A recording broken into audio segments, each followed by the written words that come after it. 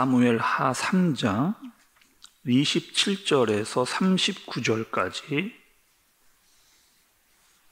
말씀입니다.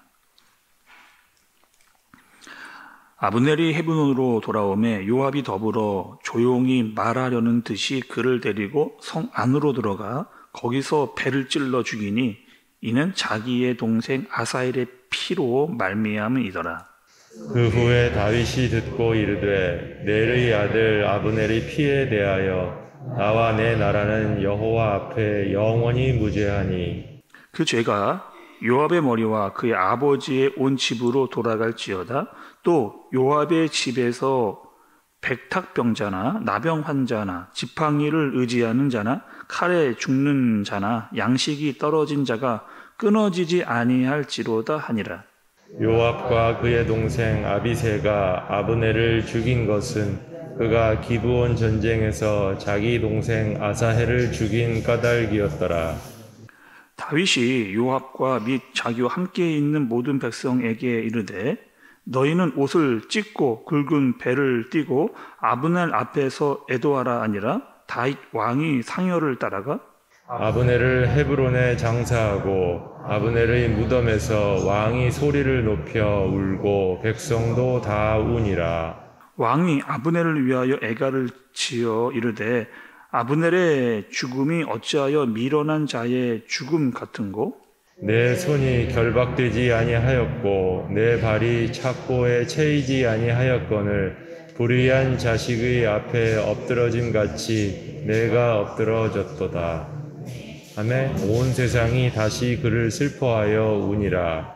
서양의 뭇 백성이 나와 다윗에게 음식을 권하니 다윗이 맹세하여 이르되 만일 내가 해 지기 전에 떡이나 다른 모든 것을 맛보면 하나님이 내게 벌 위에 벌을 내리심이 마땅하니라 하매 온 백성이 보고 기뻐하며 왕이 무슨 일을 하든지 무리가 다 기뻐하므로 이날에야 온 백성과 온 이스라엘이 넬의 아들 아브넬을 죽인 것이 왕이 한 것이 아닌 줄을 아니라.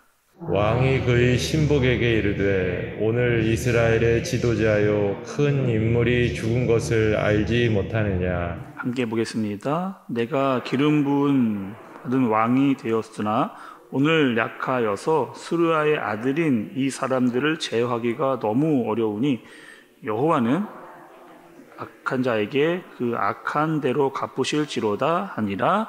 아멘.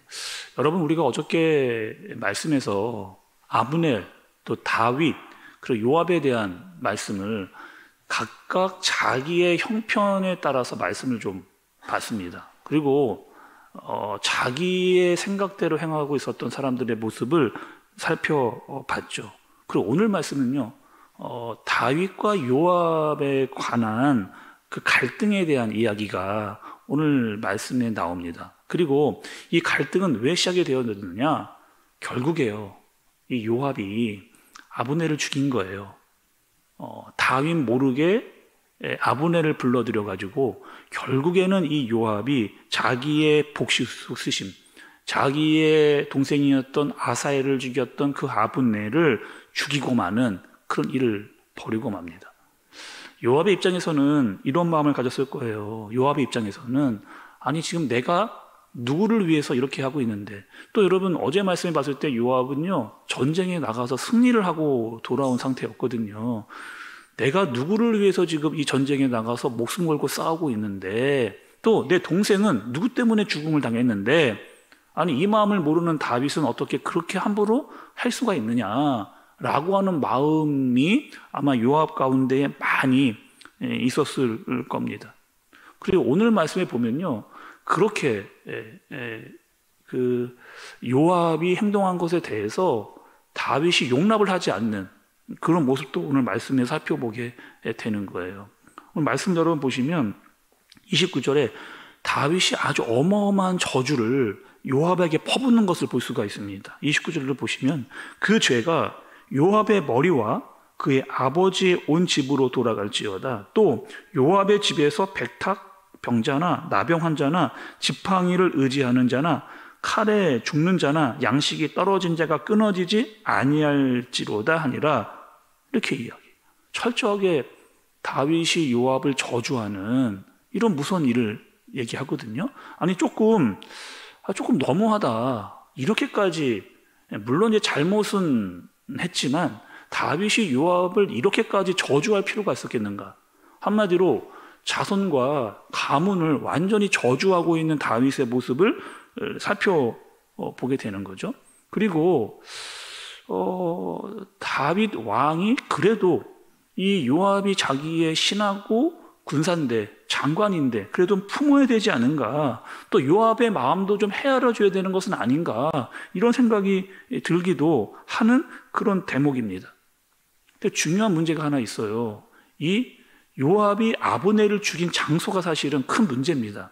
여러분 그 27절의 말씀을 좀 또 보시면, 아브넬이 헤브론으로 돌아오며 요압이 더불어 조용히 말하려는 듯이 그를 데리고 성문 안으로 들어가 거기서 배를 찔러 죽이니 이는 자기 동생 아사엘의 피로 말미암이더라. 이렇게 이야기하잖아요. 여기 나온 여러분, 이 헤브론이라고 하는 지역이 어떤 지역이냐, 이 여호수아 20장에 보면 하나님께서 여호수아에게 이 도피성이라고 하는 지역을 주십니다. 그래서 이 도피성에 들어간 사람들은 함부로 죽일 수가 없었어요. 그래서 그곳으로 도망온 사람들에게 충분한 이야기를 듣고 그들을 이렇게 판결을 해내야 되는 그런 곳이 바로 도피성입니다. 근데 그 도피성 중에 한 곳이 어디냐? 헤브론이에요. 그리고 지금 27절의 말씀을 보면 헤브론도 나오지만 성문 안으로 들어왔거든요. 또 이 성문 안으로 아니라고 하는 이곳은 어떤 곳이냐? 법정이 이루어지고 있는 그런 곳이 바로 이 성 안입니다. 헤브론 성 안. 그런데 지금 요압이 어떤 것, 그 모든 것들을 다 무시해버린 거예요. 도피성으로 들어온 것도 무시하고, 그러나 재판이 이루어지고 법정이 버젓이 있음에도 불구하고 자기의 이 복수심 때문에 그 모든 것들을 다 무시해 낸 다음에 자기의 혈기로 지금 사람을 죽이는 그런 일을 저지르게 된 겁니다. 여러분, 다윗의 입장에서도 한번 생각을 해볼까요? 다윗의 입장에서 이럴 수 있잖아요. 지금 이스라엘 사람들이 누가 봐도요, 이거는 지금 요압 혼자 한 일이라고 볼 수 없다, 이렇게 사람들이 생각을 하는 거예요. 그리고 아마도 다윗이 요압을 사주해서 아브넬을 끌어들여서 몰래 죽였다, 이렇게 생각할 수 있는 여지가 훨씬 많게 된 겁니다. 그러니까 이렇게 되면 또 어떤 문제가 생기느냐, 다윗 입장에서 통일 왕국을 지금 만들어야 되는 그런 상황에서 심각한 문제가 생기게 되는 거죠. 그 제안을 하러 왔던 아브넬을 죽이는, 그러니까 정치적으로 굉장히 지금 어렵고 꼬이게 되어지는 그런 상황을 다윗이 맞이하게 되는 거예요. 그래서 여러분, 오늘 말씀해 보면 조금 이상하다 할 정도로 굉장히 그 아브넬에 대한, 그 아브넬이 정당한 사람이 아님에도 불구하고 다윗이 굉장히 추모를 하고 있는 그런 모습을 우리가 발견하게 되는 거죠. 철저하게 지금 다윗이요, 요압과의 선을 긋는, 이것은 요압 혼자 스스로 벌인 일이다 라고 이야기하면서 완전히 자신에게서 떨어내어버리려고 하는 그런 모습을 계속 보여주고 있는 것을 보여줍니다. 심지어는요, 아브넬이 죽었는데 식음을 전폐하고 그렇게 지금 그의 장례식을 치르고 있는 그런 모습을 볼 수가 있는 거죠. 또 성경에 보니까 여러분, 오늘 말씀 36절을 좀 보세요. 그렇게 하는 모습을 보면서 온 백성이 보고 기뻐하며 왕이 무슨 일을 하든지 무리가 다 기뻐함으로 이렇게 이야기를 합니다. 또 이어서 여러분 한 번 더 37절에 이날에야 온 백성과 온 이스라엘이 넬의 아들 아브넬을 죽인 것이 왕이 한 것이 아닌 줄 아니라, 이렇게 이야기해요. 그러니까 철저하게 지금 다윗은요, 요압을 떼어내서 이거는 얘 혼자 독단적으로 한 일이야 라고 이야기하면서 완전히 방치하고 있는 그런 모습인 거죠. 그리고 분위기가, 또 여론이 완전히 다윗에게, 다윗은 하지 않았구나 라고 하는 이런 분위기를 다윗이 만들어내게 되어지는. 여러분, 어떤 생각이 드세요? 지금 다윗이요, 어떤 대의를 세우기 위해서, 또 어떤 큰 대통합, 나라의 대통합을 이루기 위해서 이렇게 하는, 어쩌면 사사로운 감정에 치우치지 않으려고 하는 다윗의 모습을 보여주는 것 같습니다. 그런데 왕으로서 이것이 과연 적절한 태도였는가? 적절한 어떠한 결정이었는가. 그냥 마냥 다윗이 순수해 보이지는 않는다는 거죠. 또 그럼 39절의 말씀을 좀 더 보시겠습니다. 39절의 말씀을 보시면 내가 기름 부음을 받은 왕이 되었으나 오늘 약하여서 수르아의 아들인 이 사람들을 제어하기가 너무 어려우니 여호와는 악행한 자에게 그 악한 대로 갚으실지로다 하니라. 이렇게 이야기를 한 겁니다. 그러니까 이렇게 이야기를 하는 거죠. 이 요압, 그러니까 수르아의 아들이라고 하는 것은 요압과 그의 형제들인데 내가 이 사람들을 컨트롤하기가 너무 이제 힘이 들어진 거예요. 그래서 다윗의 입장에서는 묘한 지금 경계심을 계속 요압과 가지고 있는 그런 상황입니다. 그리고 신복들에게, 신하들에게 계속 이 이야기를 흘리고 있는 거죠. 나 너무 힘들다. 이 요압이 나를 너무 많이 견제하고 나를 넘어서는 일들을 그렇게 하고 있다라고 이야기를 하는 거예요. 나보다도 더 강하고 또 내가 명령하지 않은 일도 그들이 막 이렇게 행하고 있다라고 이야기하면서 은근히 자기의 마음을 그들에게 흘리고 있는, 어찌 보면 정치하고 있는 것 같은 모습을 볼 수가 있는 거죠. 다윗과 요압의 관계는 여러분 어떤 관계예요? 정말 힘들고 어려웠을 광야의 시간부터 함께했던 그런 사람입니다. 목숨을 내놓고요 수많은 전장을 누렸던 사람이 바로 이 다윗과 요압이라고 하는 사람이에요. 나라에 어떠한 권세를 얻고 위치에 올라오다 보니까 뭐 하는 거야? 이제 서로를 경계해야만 되어지는 그런 묘한 관계, 서로가 서로를 경계해야 되는 그런 일들이 생겨나게 되는 거죠. 그러니까 다윗도 요압을 경계하고 있고 또 요압도 다윗을 은근히 다 이렇게 서로를 경계하는 그런 묘한 관계가 지금 형성이 된 겁니다. 오늘 말씀을 보면서 이 말씀을 참 정리하기가 어렵다는 생각이 저도 좀 들었어요. 그리고 한마디로 이 말씀을 어떻게 정리해 볼까 이렇게 생각을 하다가 이 속담이 좀 떠올랐습니다. 그러니까 10길 물속은 알아도 한 길 사람 속은 모른다는 거예요. 10길 물속은 알아도 한 길 사람 속은 알 수가 없습니다.